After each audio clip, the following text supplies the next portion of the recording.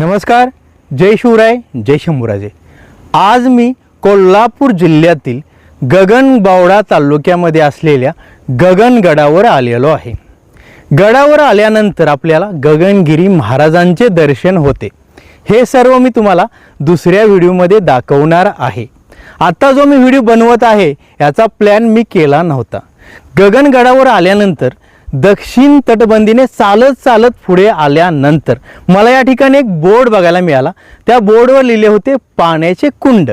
त्या पाण्याच्या कुंडाच्या शोधामध्ये मी दक्षिण बुरुजापासून एक पायवाट जाते, त्या पायवाटेने चालत चालत पुढे जाणार आहे आणि ते पाण्याचे कुंड कसे आहेत हे देखील बघणार आहे। आणि सर्वात महत्त्वाची गोष्ट म्हणजे त्या पाण्याच्या कुंडाच्या डाव्या साईडला सह्याद्रीचा डोंगर कोरून बनवलेल्या अशा प्राचीन गुहा तुम्हाला मी दाखवणार आहे। अशा गुहा कदाचित तुम्ही कधीही बघितल्या नसतील। त्या गुहेमध्ये प्रवेश करण्यासाठी 5 ते 6 प्रवेशद्वार आहेत आणि गुहेच्या आतमध्ये आणखी एक गुप्त मार्ग आहे। तो गुप्त मार्ग कुठेपर्यंत जातो आणि आतमध्ये आपल्याला काय काय बघायला मिळतं हे सर्व रहस्यमय असणार आहे।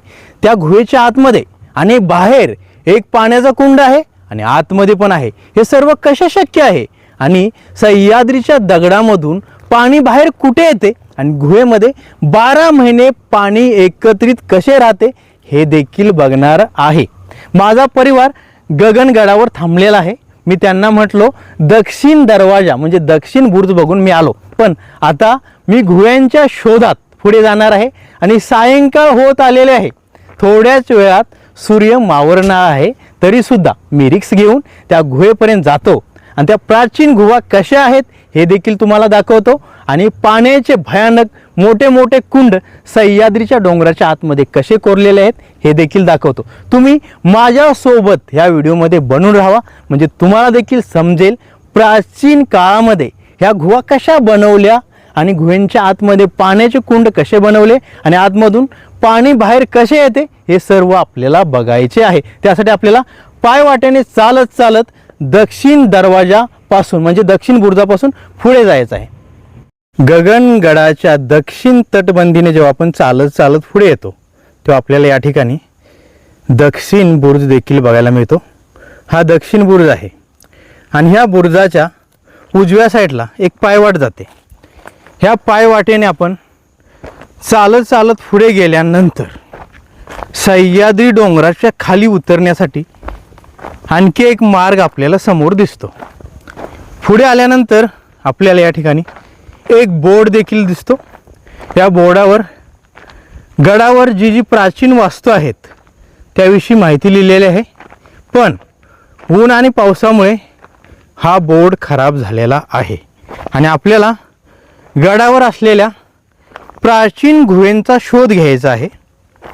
त्यासाठी आपल्याला अंदाजे ह्या सह्याद्रीच्या डोंगरावरून खाली उतरावं लागेल, कारण आपण या अगोदर कधीही इथं आलेलो नाही। त्यामुळे अंदाजे जाऊया खाली। जर गुहा भेटल्या तर ठीक आहे, नाहीतर पुन्हा वरती येऊया आणि ह्या बोर्डापासून पुढे आणखी एक पायवाट जाते, त्या पायवाटेने पुढे जाऊया म्हणजे आपण त्या गुहेजवळ पोहोचू शकतो। पण सर्वप्रथम हा अंदाज आपला खरा ठरतोय का हे बघूया। इथून खाली उतरत असताना सावधगिरी बाळगावी लागते, कारण ह्या दगडांच्या पायऱ्यावरून जर पाय घसरला किंवा एखादी पायरी तुटली तर सरळ माणूस दरीमध्ये पडू शकतो आणि ह्या गगनगडावर असलेल्या खोल दऱ्या एकदम भयानक आहेत। या ठिकाणी आल्यानंतर आपल्याला 2 वाटा दिसतात। पहिल्या वाटेने सर्वप्रथम इथे येऊन बघूया या ठिकाणी आपल्याला काय बघायला मिळते। बघा, ह्या दगडाच्या कोण्यावरती आल्यानंतर आपल्याला या ठिकाणी एक डोंगराच्या आतमध्ये खोदलेला पाण्याचा कुंड बघायला मिळतो। बघू शकता तुम्ही, हा पाण्याचा कुंड भरपूर मोठा आहे आणि हिवाळ्याचे दिवस आहेत तरी सुद्धा हे पाण्याची कुंड पाण्याने तुळून भरलेले आहेत आणि हा सह्याद्रीचा डोंगर कोरून हे पाण्याचे कुंड बनवलेले आहेत, कारण गडावर पाण्याची सुविधा होण्यासाठी। आणखी पुढे आल्यानंतर आपल्याला या ठिकाणी आणखी एक पाण्याचा कुंड बघायला मिळतो. हा पण कुंड भरपूर मोठा आहे बघा. ह्या कुंडामध्ये एकदम स्वच्छ पाणी आहे आणि निसर्गाची कमाल.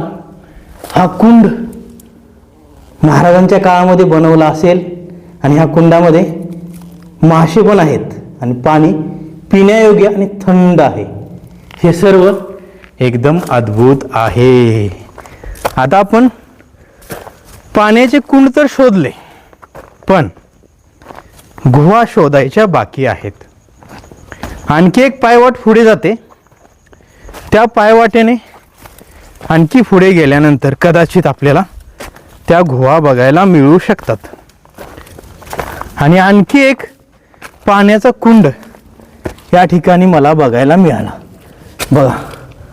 हा कुंड पण भरपूर मोठा आहे आणि या कुंडामध्ये अंधार आहे, कारण सायंकाळ झाल्यामुळे थोडा प्रकाश कमी आहे आणि सूर्यास्त होण्या अगोदर आपल्याला गडावर असलेल्या त्या गुहा शोधायच्या आहेत, ज्या गुहेमध्ये प्रवेश केल्यानंतर आपल्याला अजून काही बघायला मिळू शकते. आणि ह्या दुसऱ्या वाटेने जेव्हा आपण खाली उतरतो तेव्हा आपल्याला फायनली आपल्या कष्टाला यश येते. आपण या कपाडीने चालत चालत पुढे आलो, पाण्याचे कुंड शोधले पण गुहा सापडली नाही. पण फायनली ही गुहा आपल्याला सापडलेली आहे बघा. ह्या सह्याद्रीच्या दगडाला कोरून बनवलेल्या ह्या गुहा कशा आहेत. ह्या गुहेंच्या बाहेर आपल्याला एक पाण्याचा कुंड बघायला मिळतो. हा कुंड भरपूर मोठा आहे बघा. आणि ह्या कुंडाच्या आतमध्येच त्या प्राचीन गुहा आहेत. या गुहेंच्या आतमध्ये काय काय आहे हे देखील आपल्याला बघायचे आहे. आणि हा सह्याद्रीचा दगड कसा कोरून या गुहा बनवल्या याचा शोध देखील आपल्याला घ्यायचा आहे. त्यासाठी सर्वप्रथम आपण या लहान भुयारी मार्गामधून आतमध्ये प्रवेश करूया. आतमध्ये प्रवेश केल्यानंतर आतमध्ये अंधार असल्यामुळे टॉर्चचा सहारा आपल्याला घ्यावा लागेल बघा. आणि आतमध्ये आल्यानंतर वाकून यावं लागतं, पण आतमध्ये भरपूर जागा आहे. आतमध्ये आवाज पण घुमत आहे. आणि या गुहेला किती मार्ग आहेत आतमध्ये येण्यासाठी हे देखील मी तुम्हाला दाखवणार आहे बघा. हा एक भुयारी मार्ग आहे. इथून पण आत येऊ शकतो आपण, इथून पण येऊ शकतो, पण वाकून यावं लागेल. पण इथून पुढे जे 5 मार्ग आहेत गुहेच्या आतमध्ये प्रवेश करण्यासाठी ते भरपूर मोठे आहेत. म्हणजे घराला जशा चौकटी असतात त्या प्रकारे हे मार्ग आहेत.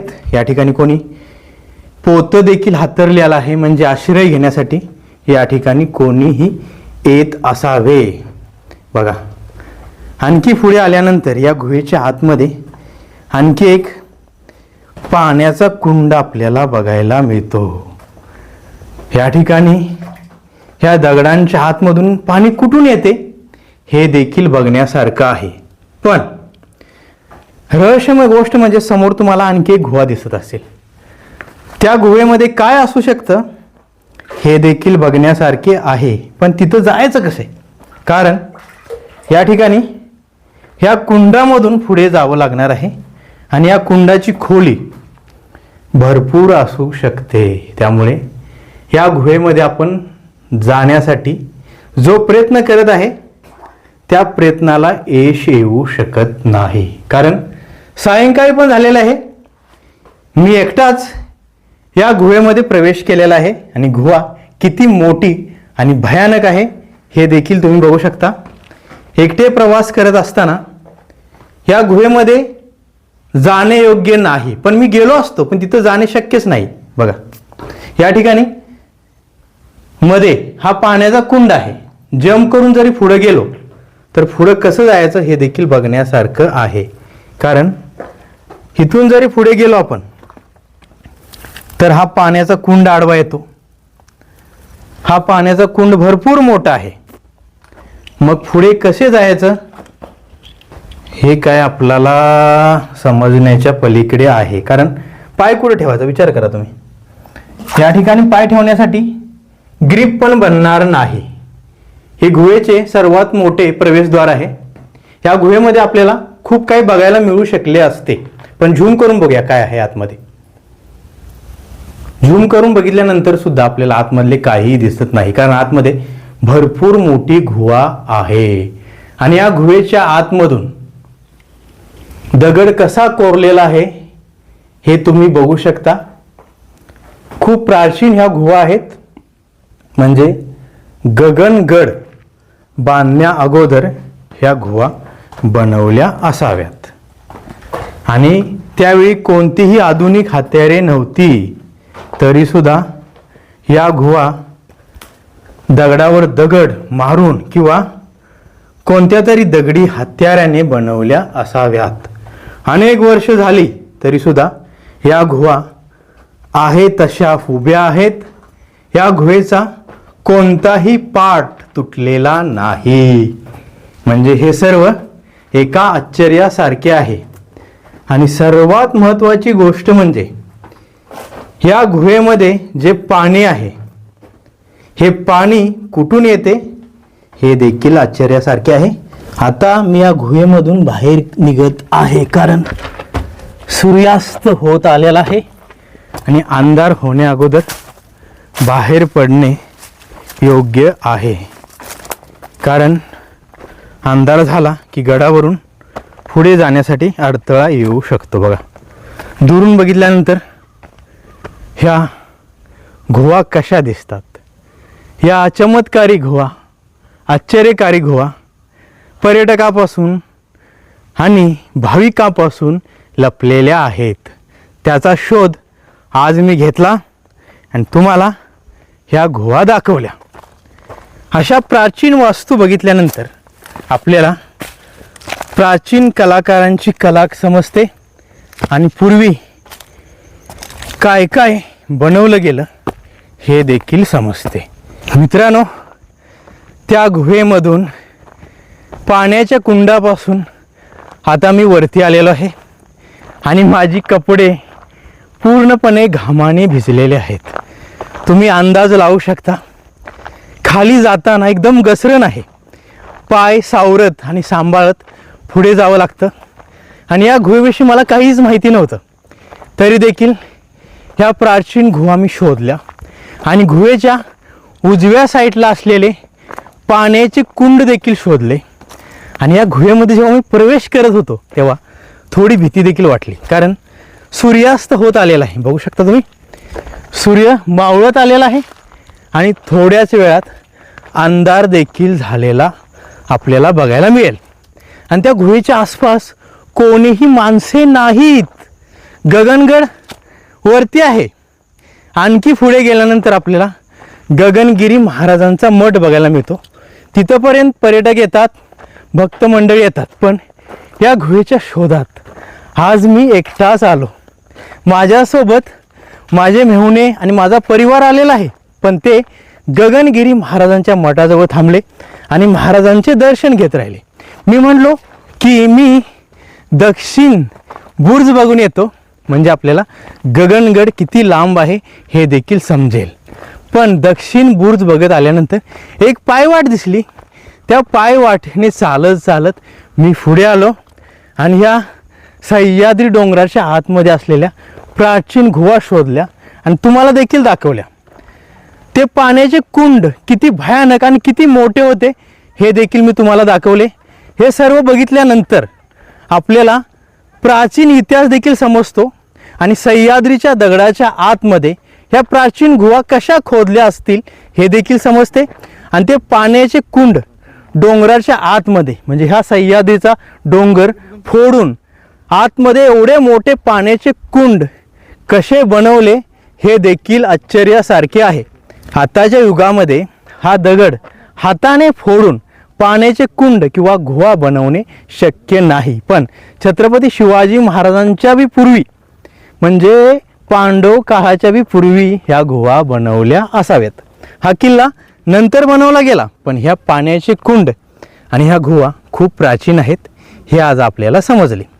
तुम्हाला माझ्या चॅनलवर असेच नवनवीन मराठी व्हिडिओ बघायला मिळतील.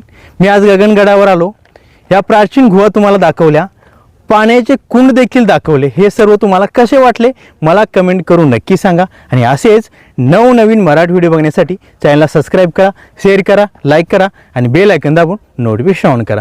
पुन्हा भेटूया अशाच नवीन मराठी व्हिडिओसोबत. धन्यवाद. जय शिवराय, जय शंभूराजे, नमः पार्वती पते, हर हर महादेव. छत्रपती शिवाजी महाराजांचा विजय असो.